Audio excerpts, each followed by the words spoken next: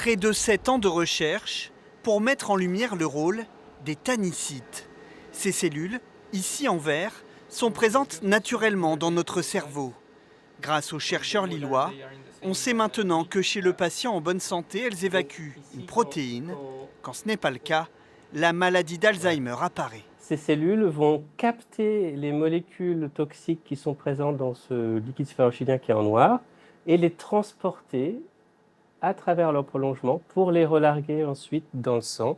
Et c'est ainsi que les protéines toxiques sont évacuées par ces cellules dans le sang.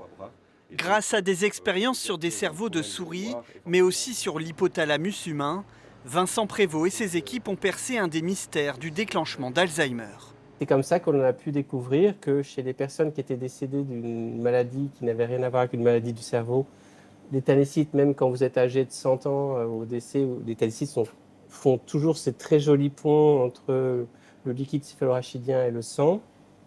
Alors que chez les personnes décédées de la maladie d'Alzheimer, eh bien, ces tannicytes sont fragmentés. Ricardo Martinez fait partie des 26 chercheurs mobilisés.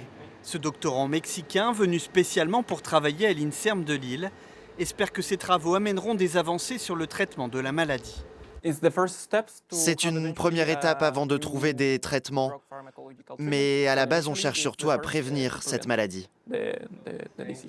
Car grâce à ces découvertes, il sera plus simple de détecter les premiers signes. Quand on aura identifié ces patients, eh bien, on pourra les prendre en charge très tôt au cours de leur vie, en leur proposant des traitements médicamenteux ou en corrigeant leur style de vie, par exemple.